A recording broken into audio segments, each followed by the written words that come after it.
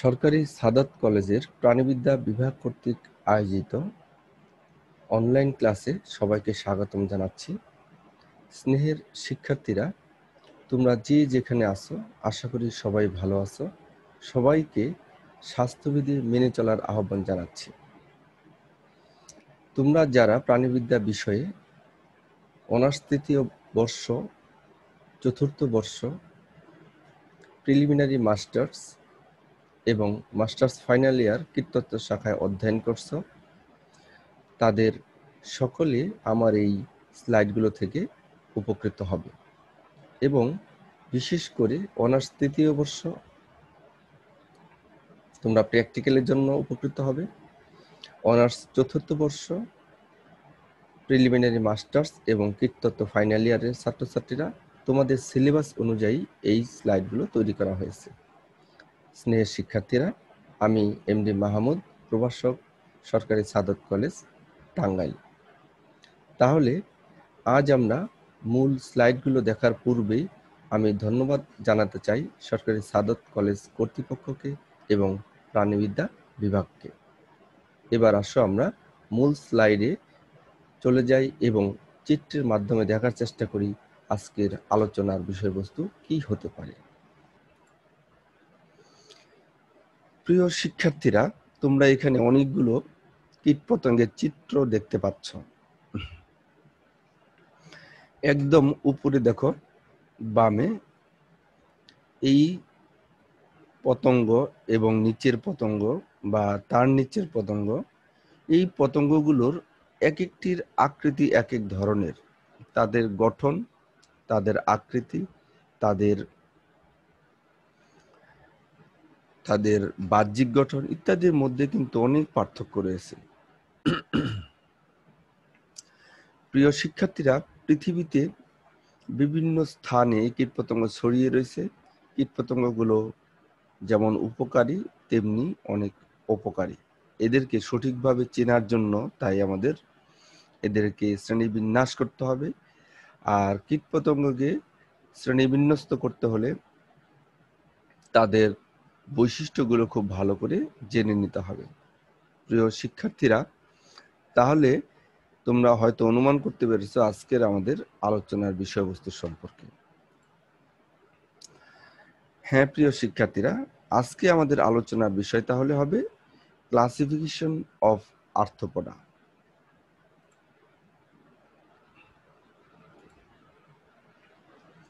আজকের এই আলোচনা থেকে তোমাদের যে শিখন ফল অর্জিত হবে তার মধ্যে রয়েছে আর্থ্রোপোডা পর্বের সাবফাইলাম ট্রাইলোবাইটোমরফা এর বৈশিষ্ট্যগুলো তোমরা বলতে এবং লিখতে পারবে। আর্থ্রোপোডা পর্বের সাবফাইলাম চেলিসেরেটা এর বর্গ পর্যন্ত বৈশিষ্ট্যগুলো লিখতে পারবে। আর্থ্রোপোডা পর্বের সাবফাইলাম ম্যান্ডিবুলাটা এর বর্গ পর্যন্ত বৈশিষ্ট্যগুলো লিখতে পারবে। আর্থ্রোপোডা পর্বের ইনসেক্টা শ্রেণীর সাবক্লাস এটেরিগুটার বর্গ পর্যন্ত শ্রেণীবিন্যাস করে তোমরা বৈশিষ্ট্যগুলো বলতে এবং লিখতে পারবে। স্নেহের শিক্ষার্থীরা, তাহলে আসো আমরা চিত্রের মাধ্যমে বিভিন্ন প্রাণীগুলোর বৈশিষ্ট্য আমরা দেখে নেই।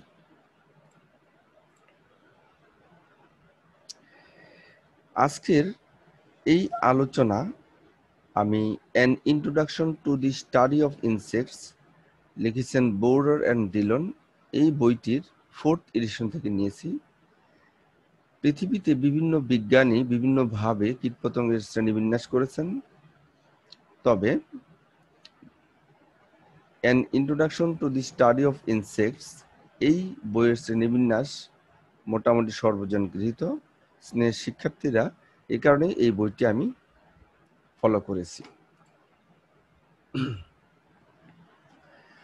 আর্থ্রোপোডা পর্ব লক্ষ্য করে দেখো, আর্থ্রোপোডা পর্বকে প্রথমে আমি কি করতে পারি, আমরা ভাগ করতে পারি 3টি সাবফাইলামে। Subphylum 1 Trilobitomorpha, subphylum 2 Chelicerata, subphylum 3 Mandibulata. স্নেহের শিক্ষার্থীরা, সাবফাইলাম 1 ট্রাইলোবাইটোমর্ফা এর আর কোনো ভাগ নেই এবং সাবফাইলাম 2 চেলিসেরাটা এটাকে 3টি ক্লাসে বিভক্ত করা হয়েছে। প্রথমে আমরা পাচ্ছি মেরুস্টোমাটা, তারপর ক্লাস অ্যারাকনিডা এবং 3 নম্বর ক্লাস হলো পিকনোগনিডা।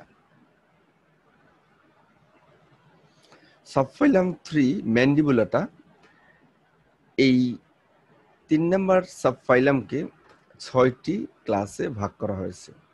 ক্লাসগুলো হলো ক্রাস্টাসিয়া, ডিপ্লোপোডা, কিলোপোডা, সিমফাইলা, পরোপোডা এবং ইনসেক্টা। প্রিয় শিক্ষার্থীরা, লক্ষ্য করে দেখো, এই যে ক্লাস ইনসেক্টা, এই ইনসেক্টার মধ্যেই আর্থ্রোপোডা পর্বের সবচেয়ে বেশি প্রাণী রয়েছে এবং এই ইনসেক্টা পর্বের প্রাণীগুলোকে নিয়েই সাধারণত আমরা আলোচনা করছি এবং তোমাদের যে ফান্ডামেন্টালস অফ এন্টোমোলজি, এই ইনসেক্টার অন্তর্ভুক্ত প্রাণীদেরকে নিয়েই আলোচনা করা হচ্ছে। অর্থাৎ এন্টোমোলজির অন্তর্ভুক্ত ক্লাস হলো ইনসেক্টা।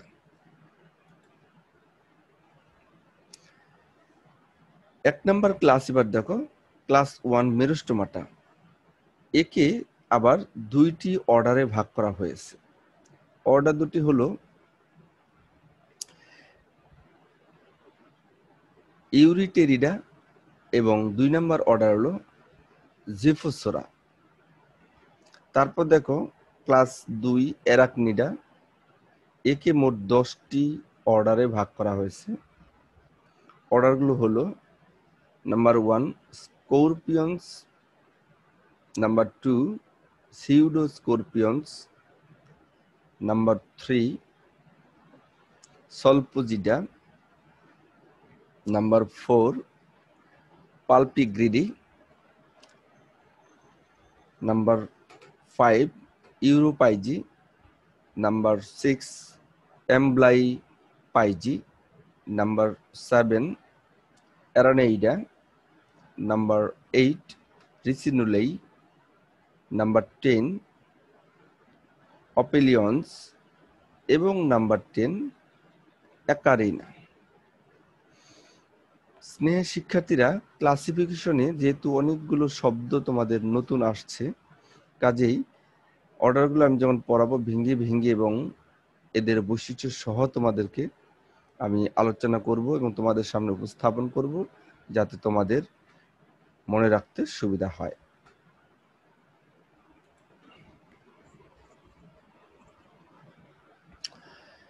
লক্ষ্য করে দেখো, এখানে ক্লাস ইনসেক্টা এবং এই ইনসেক্টা ক্লাসকে দেখো সাবক্লাস এ টেরিগোটাতে ভাগ করা হয়েছে। সাবক্লাস এ টেরিগোটা, আরেকটি হলো সাবক্লাস টেরিগোটা। এবার আমরা এই এ টেরিগোটার অর্ডারগুলো জানবো। এ টেরিগোটাতে রয়েছে দেখো প্রোটুরা, কলেম্বোলা, ডাইপ্লুরা, থাইসেনুরা এবং মাইক্রোকরেফিয়া।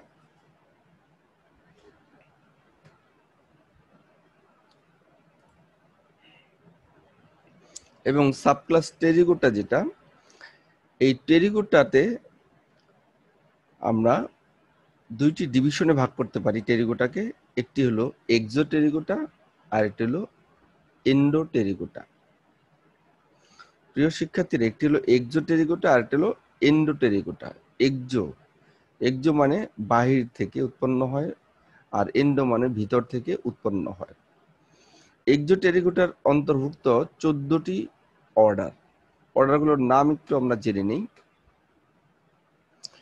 ইফিমেরোপটেরা, অডোনেটা, 8 নাম্বার রয়েছে অর্থোপটেরা, 9 নাম্বার ডার্মাপটেরা, 10 নম্বর আইসোপটেরা, 11 নাম্বার ইমবায়োপটেরা, 12 নাম্বার প্লেকোপটেরা, 13 নম্বর অর্ডার জোরাপটেরা, 14 নম্বর অর্ডার হলো সোকোপটেরা, 15 নম্বর অর্ডার মেলোফাগা, 16 নম্বর অর্ডার হলো অ্যানোপ্লুরা, 17 নম্বর অর্ডার থাইসেনপটেরা, 18 নম্বর অর্ডার হেমিপটেরা, 19 নম্বর অর্ডার হলো হোমোপটেরা। তাহলে আমি এই ইনসেক্টা শ্রেণীর সাবক্লাস টেরিগোটার যে ডিভিশন এক্সোটেরিগোটা, এর মধ্যে মোট 14টি অর্ডার পেলাম। প্রিয় শিক্ষার্থীরা, এবার পরবর্তী স্লাইডে চলে যাই। দেখো, এবার আসি আমরা এন্ডোটেরিগোটা। এন্ডো মানে ভিতরে, ডানা ভিতর থেকে উৎপন্ন হয়, আমি পরে আলোচনা করব। তারপর একটু বলে নেই, এক্সোটেরিগোটা হলো যে সকল পতঙ্গের জীবন চক্রে সাধারণত 3টি দশা দেখতে পাওয়া যায়। নিম্ফ, এর আগে হলো ডিম, নিম্ফ এবং পূর্ণাঙ্গ পতঙ্গ। এই 3টি দশা যদি দেখতে পাওয়া যায় তাহলে ওই পতঙ্গগুলোকে আমরা এক্সোটেরিগোটার অন্তর্ভুক্ত রাখবো। আর যে সকল পতঙ্গের জীবন চক্রে 4টি দশা দেখতে পাওয়া যায়, অর্থাৎ এগ, লার্ভা, পিউপা এবং অ্যাডাল্ট প্রাণী, অর্থাৎ ডিম, লার্ভা, পিউপা এবং পূর্ণাঙ্গ প্রাণী, অথবা ডিম, শুককীট, মুখকীট এবং পূর্ণাঙ্গ প্রাণী।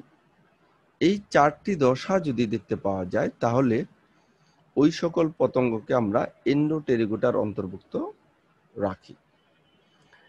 এন্ডোটেরিগোটার মধ্যে আবার 9টি অর্ডার রয়েছে।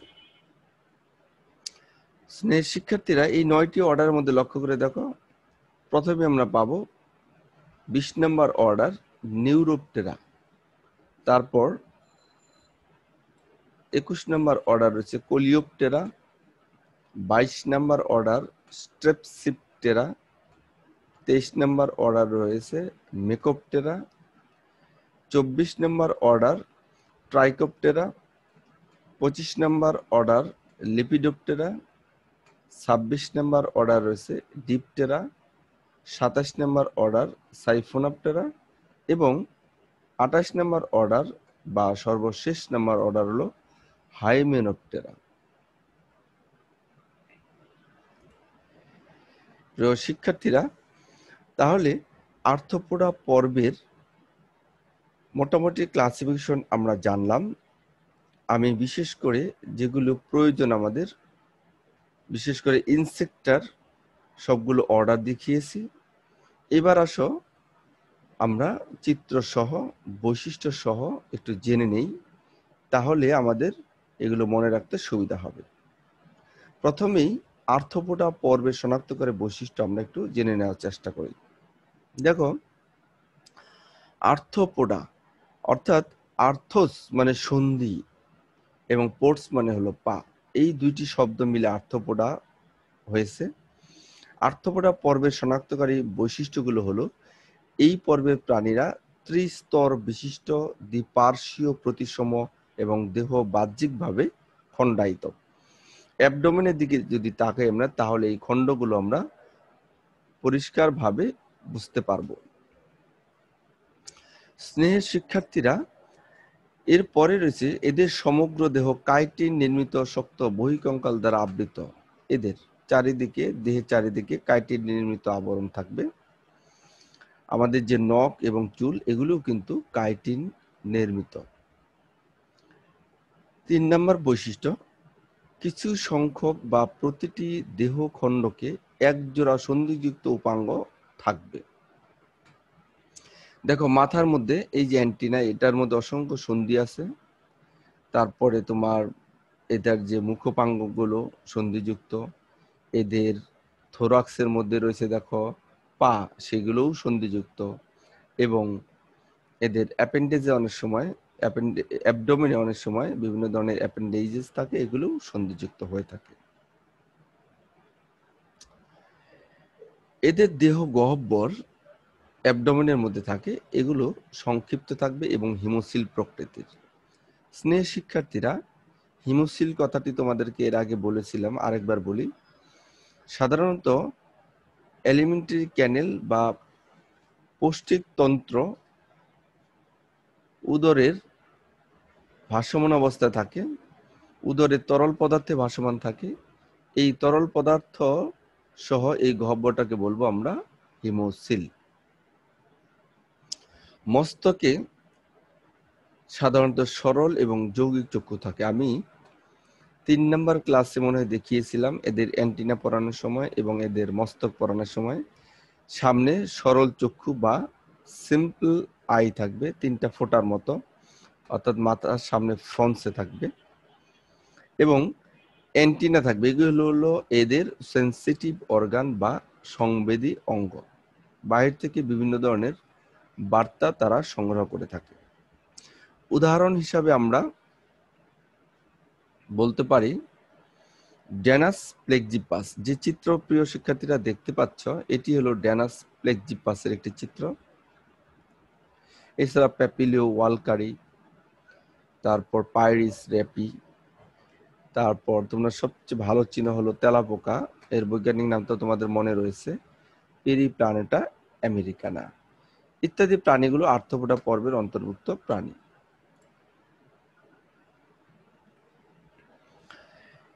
এরপর রয়েছে, দেখো আমরা এদের ভাগগুলো আগেই দেখিয়েছি। দেখো সাবফাইলাম ট্রাইলোবাইটোমরফা।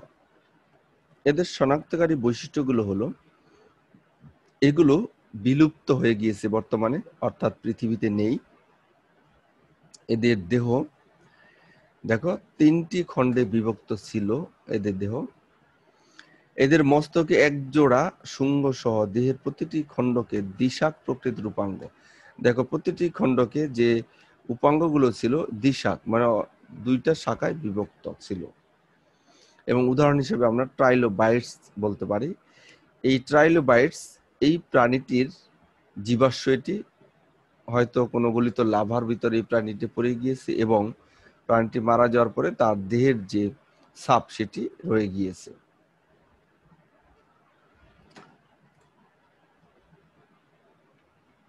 এরপর রয়েছে সাবফাইলাম 1 ট্রাইলোবাইটোমরফার শ্রেণীবিন্যাস, মানে এর বিভাজন। আমরা আগেই বলেছি ট্রাইলোবাইটোমরফার কোনো ক্লাস নেই, অর্থাৎ এর কোনো বিভাজন নেই। সাবফাইলাম চেলিসেরাটা। স্নেহ শিক্ষার্থীরা, তোমরা চিত্রটি একটু লক্ষ্য করো আগে। এই সাবফাইলামের অন্তর্ভুক্ত যে প্রাণীরা রয়েছে তাদের দেহ 2টি অঞ্চলে বিভক্ত থাকবে, প্রৌসোমা বা শিরোবক্ষ, আর দ্বিতীয়টি রয়েছে অবিস্থসোমা বা উদর। শিরোবক্ষ এবং উদর সাধারণত অখণ্ডায়িত। এদের শিরোবক্ষ এবং উদর খণ্ড দেখা যায় না, অখণ্ডায়িত থাকে। 3 নম্বর বৈশিষ্ট্য হলো, এদের শিরোবক্ষের প্রথম জোড়া উপাঙ্গ চেলিসেরি বা সারাশিতে রূপান্তরিত হয়। শিরোবক্ষের মধ্যে থাকে প্রথম জোড়া উপাঙ্গ। আসলে এই প্রাণীটার, অর্থাৎ এই প্রাণীটা হলো লিমুলাস, এটার অঙ্কীয় দেখে এটা দেখা যায়। এবং অত্যন্ত মানে গৌরবের বিষয় বা আনন্দের বিষয় হলো, এই প্রাণীটা বাংলাদেশে পাওয়া যায়।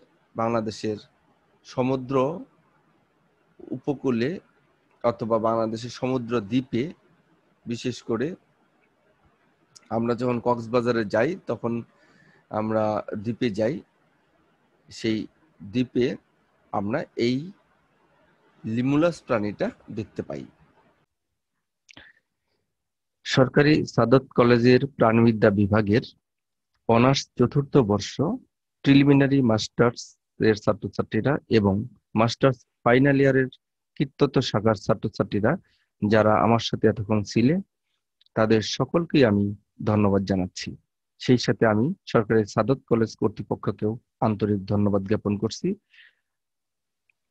তোমাদেরকে আবার সামনের ক্লাসগুলো দেখার আমন্ত্রণ জানিয়ে আজকের মতো এখানেই বিদায় নিচ্ছি। সকলকে ধন্যবাদ।